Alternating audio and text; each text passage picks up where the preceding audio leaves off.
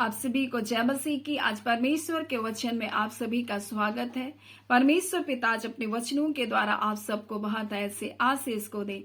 पिता परमेश्वर आज अपने वचनों के द्वारा आपसे बोले और बातचीत करे। हम लोग पहला यूहन्ना उसका 3 अध्याय उसके 7 को हम लोग देखेंगे, जहाँ इस प्रकार से लिखा हुआ है कि परमेश्वर का पुत्र इसलिए प्रकट हुआ कि शैतान के कामों का क्या करे, नाश करे। और इसी 7 में अगर हम प्रारंभ से पढ़ते हैं तो इस प्रकार से लिखा है, बाल को किसी के भरमाने में न आना, जो धर्म के काम करता है वही उसके समान धर्मी है, जो पाप करता है वह शैतान की ओर से है, क्योंकि शैतान आरंभ से पाप कराता है। परंतु परमेश्वर का पुत्र इसलिए प्रकट हुआ कि शैतान के कामों का नाश करे। यानी यीशु मसीह का प्रकट होना शैतान के कार्य का नाश करना है, क्योंकि शैतान प्रारंभ से हमें क्या कराता है, पाप कराता आया है। और इसी पाप को बल पाकर वो मनुष्य के जीवन में रोग दुख बीमारियों को लाता है, मृत्यु को लाता है। आज परमेश्वर पिता अपने वचन के द्वारा अपने प्रिय लोगों से कहना चाहता है, यीशु मसीह इसलिए आया कि शैतान के सारे कार्य को नाश करे। और उत्पत्ति 3 अध्याय के 15 में हम लोग जब देखते हैं तो परमेश्वर ने इस बात को जब दंड को दे रहा है, तब परमेश्वर न सिर्फ दंड दे रहा है परंतु आने वाले समय की भविष्यवाणी भी कर रहा है। और परमेश्वर कह रहा है, सर से मैं तेरे और इस स्त्री के बीच में और तेरे वंश और इसके वंश के बीच में मैं बैर उत्पन्न करूंगा, वो तेरे सिर को कुचलेगा और तू उसकी एड़ी को डसेगा। आज मैं परमेश्वर के वचन से कुछ बातों को आपके लिए बताना चाहती हूँ। यीशु मसीह शैतान के सिर को कुचल डाला, इसलिए उसका वचन कहता है, मैं तेरे और इस स्त्री के बीच में मैं बैर को उत्पन्न करूंगा। और ये स्त्री कौन है, आज हम परमेश्वर के वचन से हम लोग सीखेंगे। परमेश्वर का वचन कहता है कि स्त्री कलीसिया का प्रतिरूप है। और ये स्त्री के बारे में इसलिए कहा गया क्योंकि मरियम, जो कुंवारी मरियम थी, उसके द्वारा यीशु मसीह आया। और ये स्त्री जो कलीसिया का प्रतिरूप है, आज कलीसिया और शैतान के बीच में एक बड़ी लड़ाई लड़ी जा रही है। वो दोनों एक दूसरे के विरुद्ध हैं और वो दोनों एक दूसरे से नफरत करते हैं, एक दूसरे से बैर करते हैं। और शैतान आज भी एड़ियों को डसता है। और एड़ियां क्या है? एक शरीर का भार एक एड़ी में आता है। और आप देखेंगे मसीह जीवन का सबसे मोल जो है वह प्रेम है, और प्रेम से बढ़कर कुछ भी नहीं, क्योंकि पिता ने हमसे प्रेम किया और उसने अपने इकलौता पुत्र को दे दिया। यानी ये प्रेम ही है जो परमेश्वर ने अपने लोगों से किया। और जो आज्ञा थी अदन की वाटिका में, वो आज्ञा भी प्रेम के साथ संबंध रखता है। इसलिए उसका वचन कहता है, यदि तुम मुझसे प्रेम करते हो तो मेरी आज्ञाओं को मानोगे। यानी वो आज्ञाएं जो अदन की वाटिका में दी गई थी, भले और बुरे के ज्ञान के वृक्ष का फल तुम मत खाना, यानी इस बात को बताया जा रहा था कि इस पेड़ का फल खाना तुम्हारे जीवन के लिए क्या है, उस आज्ञा का उल्लंघन है। यानी परमेश्वर देखना चाहता था कि मनुष्य मुझसे कितना प्रेम करता है। जिसको मैंने अपने स्वरूप, अपनी समानता में बनाया, ये मुझसे कितना प्रेम करता है। और ये प्रेम ही है जो आज्ञा के रूप में परमेश्वर ने दिया। परमेश्वर ने कहा, यदि तुम सचमुच मुझसे प्रेम करते हो तो मेरी आज्ञाओं को मानोगे। परंतु शैतान आरंभ ही से पाप कराता है, उसके बारे में लिखा। और यही काम उसने आदम की वाटिका में किया। उसने हवा को बहलाया, फुसलाया और उससे पाप कराया, यानी परमेश्वर की आज्ञा का उल्लंघन कराया। आज संसार भी ज्ञान के पीछे इतना भाग रहा है, बल्कि परमेश्वर से वो प्रेम नहीं कर रहा। उनको ज्ञान इतना प्रिय है संसार को कि संसार में हर प्रकार का ज्ञान को प्राप्त करना चाहता है, परंतु जिसने उसको बनाया उस परमेश्वर को प्रेम नहीं करता। अगर उससे प्रेम करता तो उसकी आज्ञाओं को भी वो मानता। परंतु शैतान ने यहीं पर वो मनुष्य जाति के जीवन में उस पाप को कराने को आरंभ किया और मनुष्य से पाप कराता आया। परंतु यीशु मसीह आज्ञा पालन करके उसने क्रूस का मृत्यु भी सह लिया। और इसी प्रकार से उसका वचन कहता है, इब्रानी 5 उसका 8 में, पुत्र होने पर भी उसने दुख उठाकर आज्ञा माननी सीखी और मसीह यीशु पर विश्वास करने के द्वारा आज हम भी इम्मानुएल की वंशावली किए, यानी कहलाए। और क्योंकि वह पुत्र होने पर भी उसने दुख उठाकर आज्ञा मानना सीखा। यानी कि ये आज्ञा पालन इस बात को दिखाता है कि पिता हमसे बताना चाहता है कि ये आज्ञा मात्र आज्ञा नहीं थी, परंतु ये मेरा प्रेम था तुम्हारे लिए। मैं देखना चाहता था तुम्हारे जीवन में कि तुम मुझसे कितना प्रेम करते हो। परंतु जिस प्रकार से हवा ने शैतान की बातों को सुना, उसके फुसलाहट पर आ गई और और उसने उस फल को खाया, परमेश्वर ने उनको आदन की वाटिका से निकाला और परमेश्वर उनको कहना चाहता था, देखो मेरी उपस्थिति से दूर जाना क्या है। और वहां पर 3 प्रकार की हानियां आई, शरीर में आई, शरीर में मृत्यु आया, प्राण में जो सोच और विचार में, हमारे विचारों में जो कुछ उत्पन्न होने लगा, निरंतर बुरा होने लगा। फिर हमारी आत्मा में हानि आई और हमारी आत्मा के साथ परमेश्वर का संबंध टूट गया।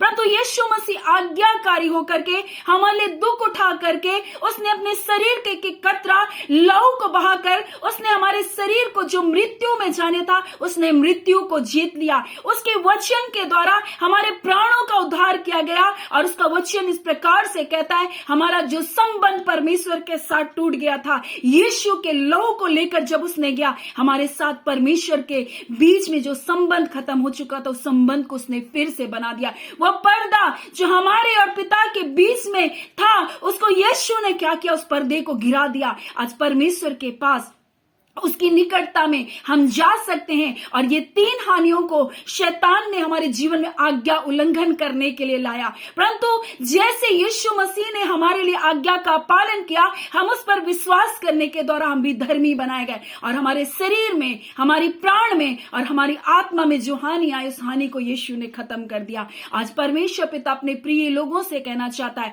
कि परमेश्वर का पुत्र इसलिए आया कि शैतान के काम का नाश करे। और इस प्रकार से आगे लिखा है कि मैं तेरे वंश और इस स्त्री के वंश में, यानी शैतान का वंश कौन है? जो उसकी आज्ञा को नहीं मानता, जो उसकी बातों को नहीं मानता, उसकी आज्ञा के विरुद्ध कार्य को करता है। और स्त्री का वंश कौन है? ये वो कलीसिया है जो परमेश्वर की आज्ञा का पालन करती है, उसकी इच्छा के अनुसार चलती है। इसलिए 1 यूहन्ना 3 अध्याय उसका 7 में लिखा है, हे बालकों, किसी के भरमाने में ना आना, क्योंकि जो धर्म का काम करता है वही यीशु के समान धर्मी है। और आगे लिखा है, जो कोई पाप करता है वह शैतान की ओर से है, क्योंकि शैतान आरंभ से ही पाप कराता आया है। और तुम परमेश्वर हमसे कहना चाहता है, जो पाप कर रहा है वो शैतान की वंशावली है, परंतु जो धर्मी है, जो आज्ञा का पालन कर रहा है, वो परमेश्वर इम्मानुएल की वंशावली है। और परमेश्वर पिता अपने लोगों से कहना चाहता है, यीशु मसीह इसलिए आया कि वह शैतान के कार्य का नाश करे। और उसने हमसे प्रेम करने की खातिर अपने प्राण का बलिदान किया। उसने हमसे प्रेम करने की खातिर उसने दुख उठा कर आज्ञा का पालन किया। और परमेश्वर का वचन कहता है, यदि तुम मुझसे प्रेम करते हो तो मेरी आज्ञाओं को क्या करोगे? मानोगे। और अदन की वाटिका में जो आज्ञा थी वो प्रेम के साथ संबंध रखती थी। और परमेश्वर ने इसलिए यहां पर एक भविष्यवाणी को भी किया और उसने उससे कहा, मैं तेरे और इस स्त्री के बीच में मैं बैर को उत्पन्न करूंगा। इसलिए हमेशा स्त्रियां हमेशा शैतान के टारगेट में रहती, कलीसिया हमेशा शैतान के टारगेट में रहता है कि उसको कैसे गिराए। इसलिए स्त्रियां अपने जीवन को आप सचेत होकर के जिए, क्योंकि आप ही हैं जिसके द्वारा परमेश्वर अपने नाम की महिमा को लेना चाहता है। क्योंकि आप देखेंगे कलीसियाओं में सबसे ज्यादा संख्या स्त्रियों की होती है। और आज परमेश्वर अपने प्रिय बेटियों से कहना चाहता है, तुम अपने परिवार के लिए एक अच्छी स्त्री बनो, अपने बच्चों की अच्छी देखभाल करने वाली एक अच्छी मां बनो, क्योंकि परमेश्वर ने स्त्रियों को एक बड़ी जिम्मेदारी को दिया है। परिवार का निर्माण करने के लिए बहुत कुछ परिवार में स्त्रियों के कारण ही परिवार संभलता है, नहीं तो एक स्त्री के कारण ही परिवार टूट जाता है। और परमेश्वर का वचन कहता है, भली स्त्री अपने परिवार का क्या करती है? निर्माण को करती है, परंतु मूर्ख स्त्री अपने परिवारों को तोड़ देती है। कई बार संसार की चकाचौंध, संसार के लोग आपको बहुत तरह से आकर्षण को देंगे, लेकिन एक बात को आप जान कर रखिए, जैसे आप अपने परिवार को तोड़ेंगे उसके बाद आपकी कोई कद्र बाहर नहीं होगी, आपकी कोई आपका सम्मान नहीं रहेगा, क्योंकि वह पति ही है जो आपके परिवार में आपका सम्मान है। वो पति ही है जो आपके लिए एक छाया के समान खड़ा रहता है। इसलिए प्रिय स्त्रियों, आपको परमेश्वर ने एक बड़ी जिम्मेदारियां को दिया है। इसलिए आप अपने परिवार के लिए उन बातों को जो लगता है कि ये कभी सुधर नहीं सकता, ये कभी बदल नहीं सकता मेरा हालत, अपने परिवारों को आप ना तोड़े, क्योंकि आपका सहन करना, आपका धीरज धरना, आपका प्रेम का व्यवहार करना आपके आने वाले समय में अपने परिवार का निर्माण करेगा। और मैं एक स्त्री को जानती हूँ जिसका पति बहुत ही गलत संबंधों में था, बहुत ही तरह तरह से वह भटक रहा था, परंतु स्त्री ने कभी भी ऐसा ऐसा नहीं किया कि उसने अपने पति को छोड़ करके चली गई, परंतु वो दिन और रात परमेश्वर के सामने दुहाई को देती रही। और एक दिन परमेश्वर ने ऐसा किया कि उसके पति को उपस्थापी हृदय के साथ वापस लेकर आया और एक अच्छे परिवार का निर्माण किया। आज वो एक अच्छा जीवन को, एक आशीषित जीवन को जी रहे। अगर वो स्त्री उस समय अपने परिवार को तोड़ देती, अगर वो चाहती कि ये गलत रास्तों पर जा रहा है, मैं भी गलत रास्तों पर चली जाऊं, अगर ऐसा करती तो उसका परिवार कभी भी निर्माण नहीं होता।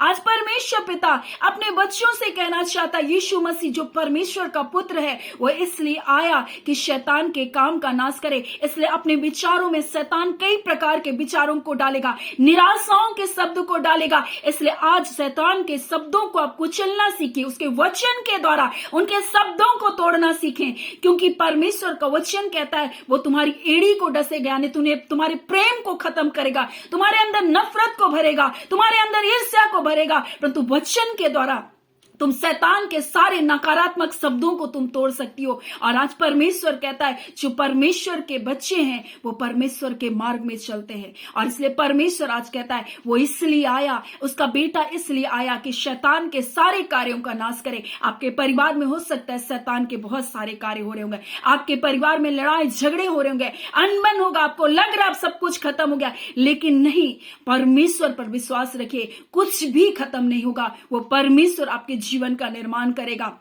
क्योंकि यीशु मसीह इसीलिए आया कि वो शैतान के हर एक कार्य को क्या करे, नाश करे। शैतान बड़ी कोशिश किया था एक परिवार को तोड़ने के लिए अदन की वाटिका में, लेकिन ऐसा हो नहीं सका, क्योंकि उसने अपने अनुग्रह के द्वारा उस परिवार को संभाला।